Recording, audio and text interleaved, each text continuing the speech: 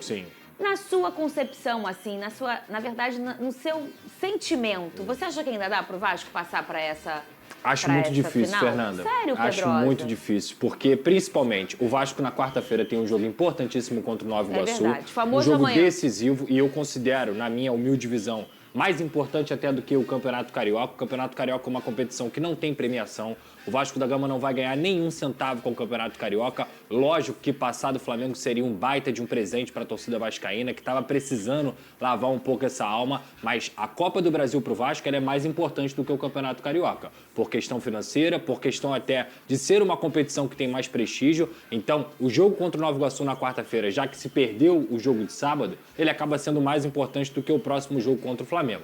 E o grande problema, na minha visão, Fernanda, não é só o Vasco fazer 2 gols, porque, para explicar pra galera, o Flamengo tem a vantagem do empate. Então, assim, mesmo que o Vasco vença o Flamengo por uma diferença de 1 gol no próximo sábado, quem se classifica é o Flamengo. O Vasco teria que vencer o Flamengo com uma diferença de 2 gols, então isso torna toda essa missão mais difícil. O mando de jogo é do Flamengo, vai jogar no Maracanã, obviamente pelo resultado você vai ter uma maioria da torcida do Flamengo por lá, e o Vasco da Gama ainda tem a semana cheia, digamos assim, com jogos. O Flamengo não, o Flamengo tem a semana vazia para justamente treinar com tranquilidade. Então, assim, tudo indica que o Flamengo vai se classificar tranquilamente. Claro que se acontecer um milagre, alguma coisa muito fora da curva, o futebol é imponderável, o Vasco pode se classificar. Mas eu acho muito difícil, por tudo isso que eu falei, pelo Vasco ter uma decisão no meio da semana, pelo Vasco não ter a semana vazia para poder fazer seus treinamentos. O Flamengo, sim, tem a vantagem do empate. E a grande questão é, hoje, o Vasco, além de ter que fazer 2 gols no Flamengo, ou vencer por uma diferença de 2 gols,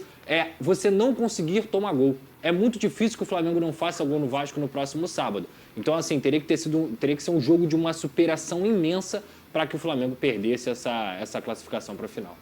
Vamos fazer o seguinte, a gente ontem passou a limpo, a semana tá meio confusa, né? Hoje ainda é terça-feira, eu tô parecendo que é quinta.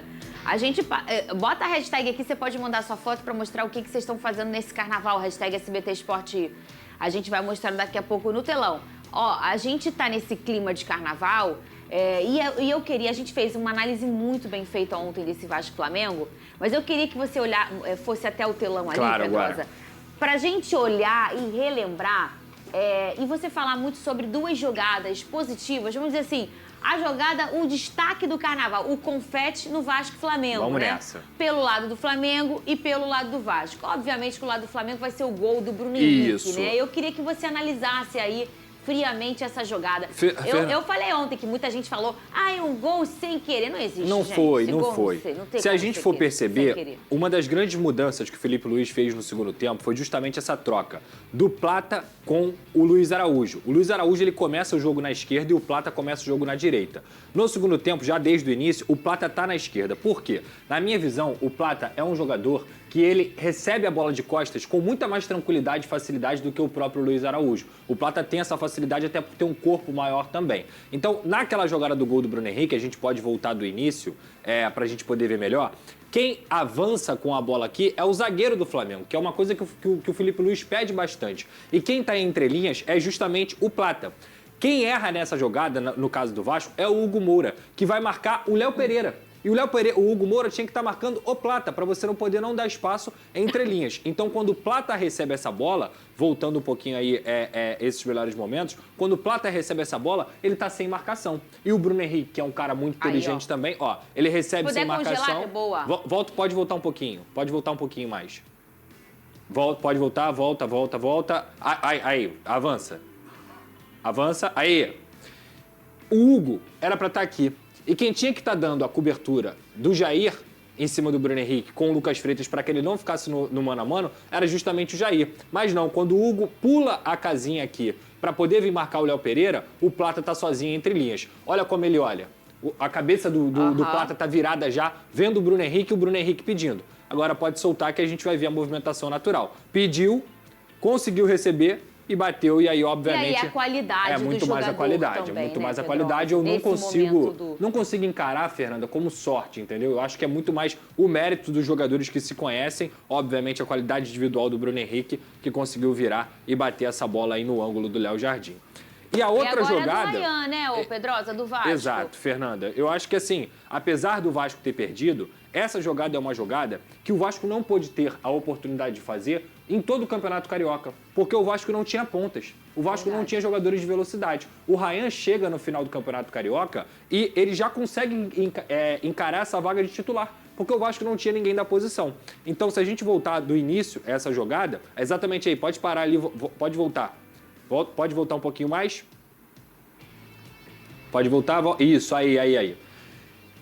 Essa bola é uma bola longa, que o próprio Ryan raspa e deixa no pé do Felipe Coutinho. Olha como ele é diferenciado. Olha a qualidade do Felipe Coutinho, que mesmo não estando no seu melhor momento, mesmo não sendo aquele Felipe Coutinho que a gente sempre esperou, 1, 2, 3, 4, 5 jogadores em volta do Felipe Coutinho. Ele carrega a bola, pode soltar, e dá a bola no Ryan, atrás do Léo Pereira. Então, quando ele consegue receber essa bola, todos os jogadores estão perdidos no lance porque o Felipe Coutinho consegue essa assistência. E aí é muito mais mérito também do Léo Ortiz, que consegue tirar em cima da linha, do que um demérito do Ryan. Ele bate... Você acha que ele tinha outra opção, o Ryan?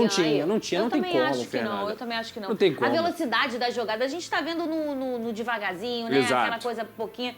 Mas ele realmente, a bola sobra, né? Exato. E ele tem que finalizar tudo muito rápido. Porque ele é um jogador de progressão, de velocidade. Ele bate com a direita, o Rossi defende. Ok. Quando a bola volta para ele, o Rossi está perdido. Perfeito. O Rossi tá perdido no lance. E o Gerson está tentando sair aqui para poder marcar o Ryan. Ele bateu, inclusive, colocado. Se ele tivesse perdido o gol, se ele tivesse chutado para fora, se ele tivesse em algum momento finalizado errado, a gente poderia até falar, pode até abrir um pouco mais para a gente ver se tinha algum companheiro em melhor posição. Pode abrir. E não. Se ele tenta tocar no Verratti, o Pulgar tira. Verdade. O Felipe Coutinho, ele tá fora do campo. É. O Felipe Coutinho poderia estar aqui. Que aí ele daria uma opção pro Ryan. Só que ele vem correndo em disparada. Então o que o Ryan faz? Finaliza, colocado, tirando do goleiro. E aí é muito mais mérito. Olha o Wesley onde tá para tentar tirar essa bola. É muito mais mérito do Léo Ortiz, que fez essa leitura de jogada e conseguiu tirar. Agora, então, se puder voltar um pouquinho, eu não tinha reparado, né? Eu sou muito fã desse camisa 9 antigo, que no caso a gente tem o Verratti no Vasco. Olha a hora que ele descola dos seus dois marcadores e ele já tá mostrando pro menino, me dá, pode voltar um pouquinho mais? É porque ele vem aqui, já apontando. Que ele pede, né? Ele já vem pedindo e aí quando ele vem igual um tanque correndo, ele dá uma paradinha e ele deixa os dois marcadores e ele descola da marcação. Pode soltar. Repara no Verratti, 99. Ele já descolou. Agora ele já volta. Ele já queria dar uma opção. Exatamente. Ele já retorna. E ele fica bravo, como um bom camisa 9, tem que reclamar, não tem jeito, mas assim, o Ryan, coitado, não tem como você tá vendo que o goleiro tá vendido. Ele fez o certo. Foi um azar, cara. Foi o gol do Léo Ortiz, né, gente? Foi de fato... É o quê, ô Big Boys? O que tem, hein? A mancada do jogo, Pedro. A mancada do jogo? Tem a mancada já até imagino do jogo. qual seja. Cadê? O que é? Esse aí é fácil de analisar. O chute do Luiz Araújo. Exato. Pode voltar. Bateu lá na Vila do Chaves. Já viu quando acontece isso? E, cara, isso? é incrível, né? Porque o Luiz Araújo é um jogador que vem fazendo uma temporada sensacional. Erro do João Vitor, ele rouba a bola do Plata e depois perde a bola. E o Luiz Araújo sozinho, praticamente na marca do pênalti. Isso foi logo no início do segundo tempo. O João Vitor era para ter zerado essa bola. Mas essa jogada foi bizarra do João também. Era para ele ter zerado essa bola.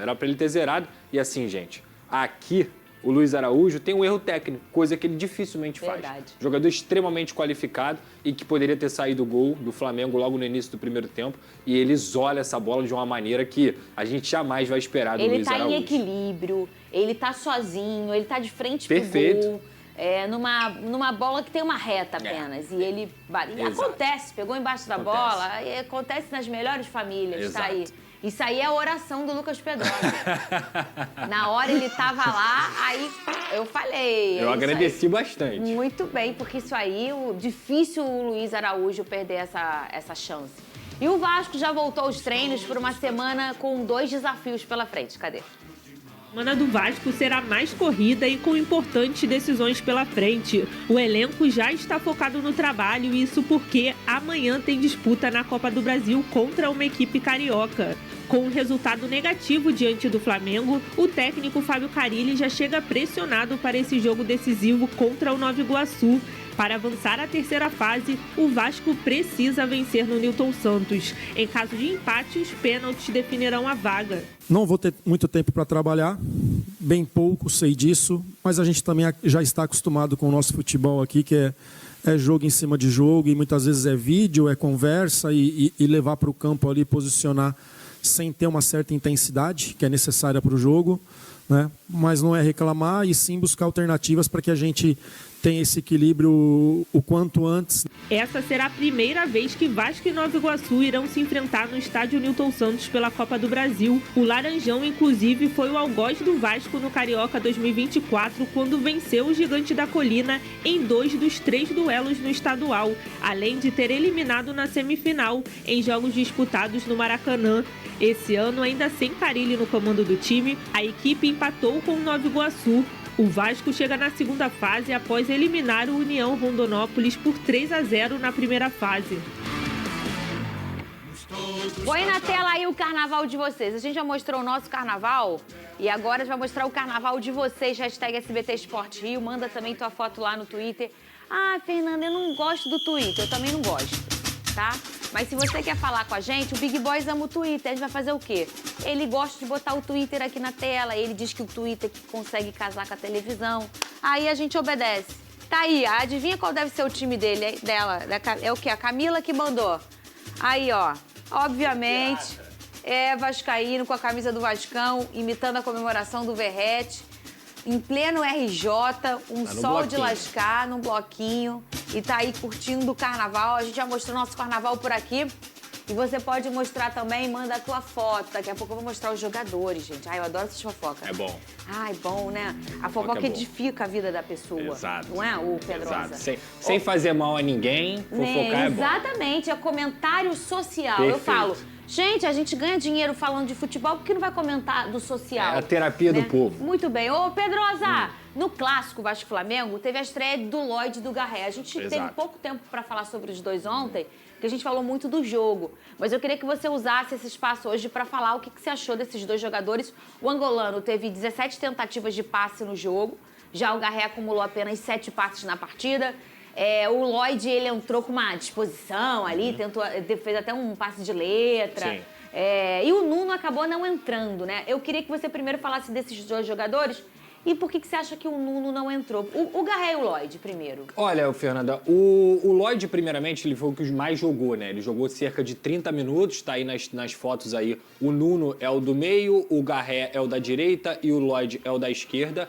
Eu me surpreendi, tá? Eu acho que o Carille, ele foi mal nas substituições. Eu acho que ele demorou bastante a mexer e o primeiro jogador que ele colocou foi um atleta que chegou depois. O Lloyd só teve a sexta-feira para treinar com o elenco do Vasco da Gama. Tudo bem que o jogo precisava de uma velocidade, ele é um jogador que é mais veloz do que essas duas outras opções. Mas assim, na minha visão, ele foi colocado do lado esquerdo, que nem é o lado principal dele, o lado que ele mais joga, que ele mais jogou e na análise do Vasco da Gama era do lado direito. Ele é um jogador que entra mal? Ele não entra mal. Ele entra tentando, ele entra até tentando partir para cima, fez uma jogada ali que tentou um cruzamento de letra e tudo mais, com ousadia, que é até uma brincadeira que ele fez, mas não dá para cobrar do Lloyd alguma coisa, até porque, repito, ele não tem entrosamento com esses jogadores, ele estava jogando pela primeira vez contra uma grande equipe que é o Flamengo, então, na minha visão, é muito mais erro do Fábio Carille de ter colocado o Lloyd primeiro, sem ter feito praticamente nenhum treinamento com o Vasco da Gama e ter colocado ele do lado esquerdo, do que, de fato, eu culpar o Lloyd. Eu acho que ele deveria ter entrado com o Nuno Moreira, porque as pessoas não viram,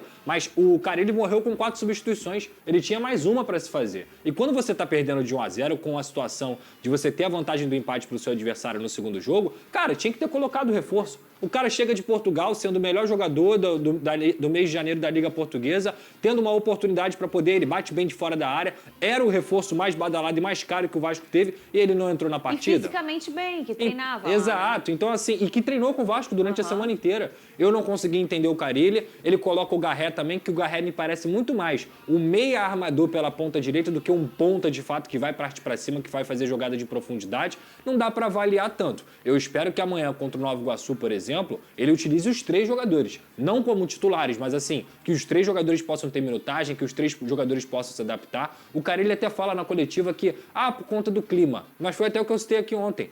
Qual é o sentido dele colocar um jogador que veio da Rússia e não colocar um jogador que veio de Portugal? Porque por clima, a Rússia é muito mais fria do que Portugal. Então, assim, eu realmente achei que o Carille foi muito mal nas substituições no segundo tempo e não aproveitou os reforços que o Vasco teve, correu para inscrever da melhor forma possível. Cara, eu tô reparando aqui nas jogadas, atrás. Depois a gente...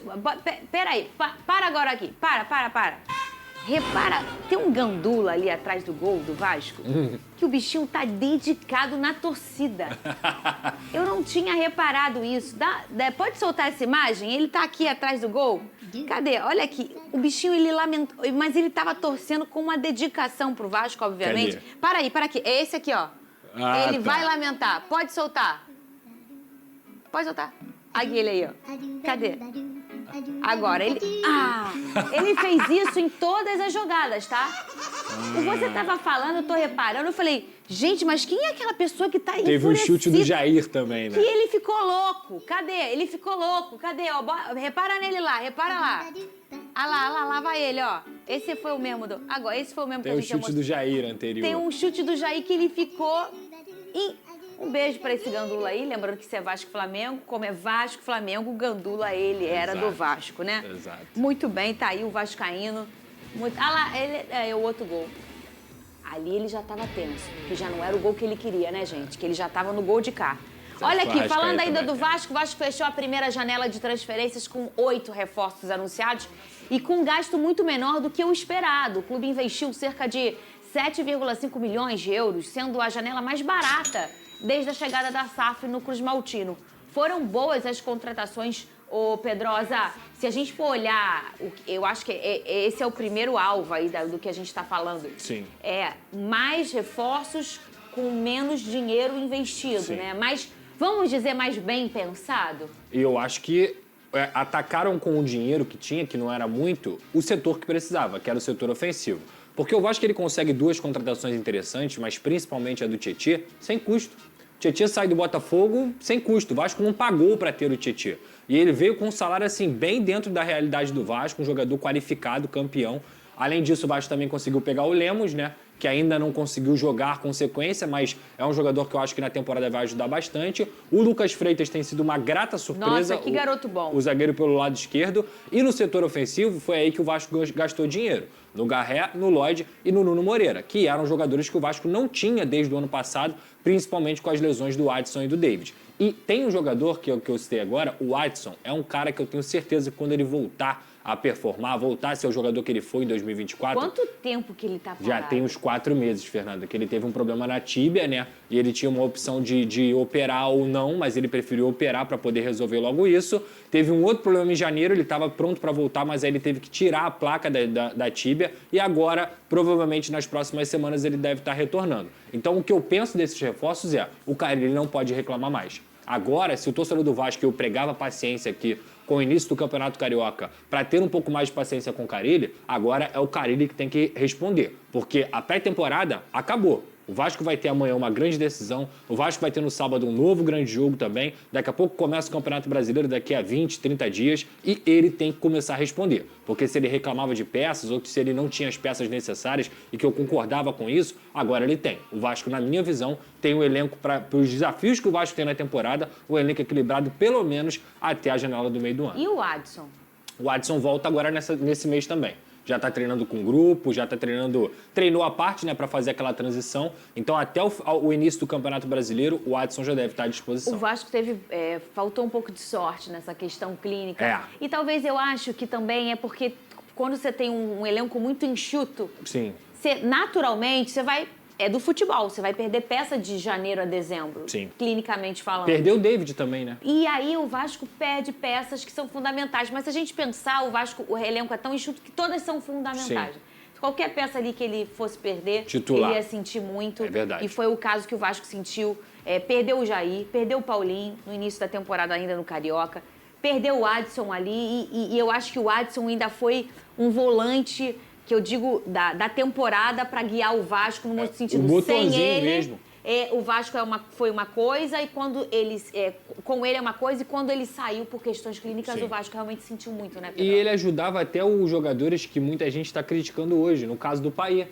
Quando o Adson jogava com o Payet, você tinha um Payet que tinha muito mais opção de movimentar, muito mais opção dentro do time do Vasco do que sem o Adson. Porque o Adson ele joga na direita, mas ele preenche o campo inteiro. Então eu estou muito animado para essa volta do Adson, porque eu acho que ele é um jogador que vai ser muito importante para o Vasco na temporada. Bom, Amanhã tem um jogo importantíssimo, vale a vaga na terceira fase da Copa do Brasil, vale colocar mais dinheiro no bolso, né? Mas principalmente seguir o planejamento. Jogar bem é fundamental, porque esse jogo, jogando bem, eleva a moral para sábado. É um jogo que impacta o resultado dele, o desempenho dele principalmente, para o jogo do próximo sábado, em que nós teremos força máxima. Todo mundo à disposição. O Paulinho está de volta já amanhã, ele cumpriu suspensão, mas foi no Carioca, e ele volta sábado, fica à disposição do Carille. Nuno Moreira, Garré, Lloyd, está todo mundo à disposição do treinador. E eu estou curioso para saber qual vai ser a escalação, né? Como é que ele vai montar esse time do Vasco para encarar a equipe do Nova Iguaçu? Não é um adversário fácil, fez boa campanha dentro do campeonato estadual, nesse ano não avançou para a semifinal, mas fez boa campanha e é um time sempre duro de ser batido. Então vamos ver que o Vasco tem uma grande atuação, faça um grande jogo e consiga a classificação para a terceira fase. E aí, avançando para a terceira fase, bota dinheiro no bolso, né? Já bota nessa fase mais 1.800.000 por participar da segunda fase, tem mais um troco para a terceira fase, mas assim, troco maior, né? O Vasco está precisando fazer com a questão envolvendo a SAF. Vou reiterar a informação que trouxe aqui, quem acompanha o nosso canal já ouviu eu falar isso e vou dizer de novo.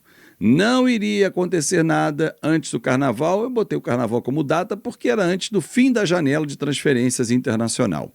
Pedrinho muito focado nessa situação, agora após Carnaval, um encontro será marcado. Estou vendo algumas publicações aí, os caras estão metendo no forno e requentando notícia. Não tem notícia nova nenhuma, torcedor. Ontem até por acaso fui consultar a fonte do negócio e a pessoa me disse, Fábio, não tem nenhum fato novo, nada mudou, um encontro vai ser marcado, o grego Evangelos Marinakis quer conversar pessoalmente com o Pedrinho, entender um pouco mais sobre esta negociação e daí se vai sair uma proposta, e daí se vai sair um valor interessante, se vai sair negócio, é um desdobramento dessa reunião.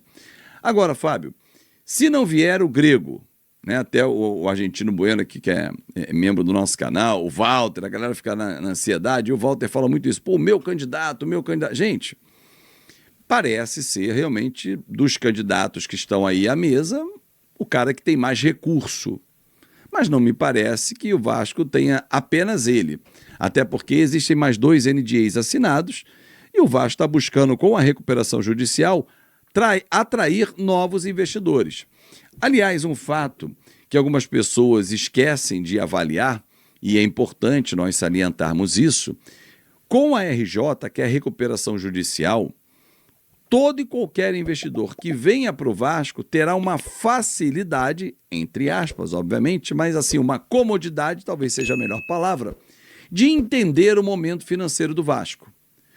Todo e qualquer investidor que vier para o Vasco nesse momento tem a comodidade, uma vez aprovada a RJ, o plano de recuperação judicial, de saber como vai ser feito o pagamento das dívidas. Que 2025 é uma carência, 2026 tantos milhões de reais serão destinados, 27, 28, 29.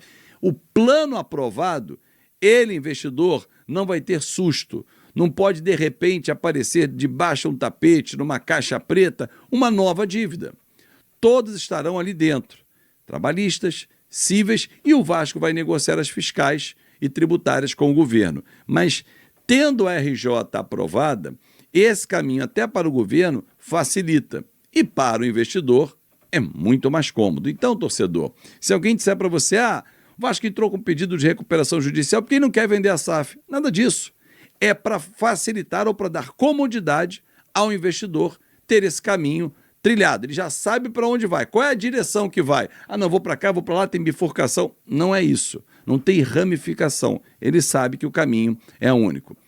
Mas, Azevedo, e se não vier um investidor nesse ano? A RJ dá um fôlego ao Vasco para tocar a sua operação.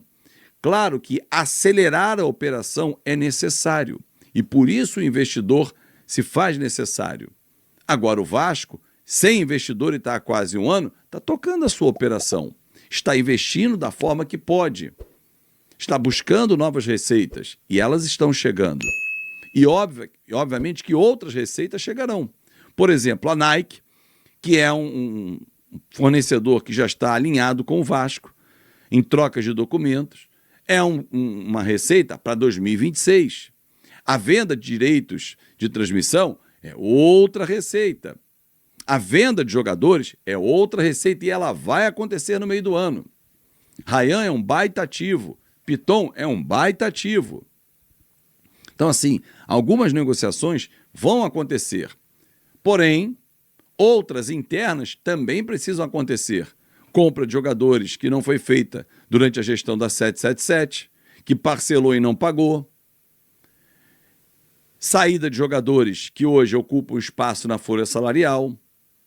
Tudo isso está sendo feito. Então, o foco da SAF hoje é, na Justiça, aprovar o plano de recuperação judicial, que tem aí um tempo estipulado pela magistrada, olhar o fornecedor Nike para finalizar esse contrato e, a partir de 2026, ter o enxoval com a assinatura da Nike, ter com o grego a reunião na Inglaterra e aí saber se vai ter um novo passo e seguir.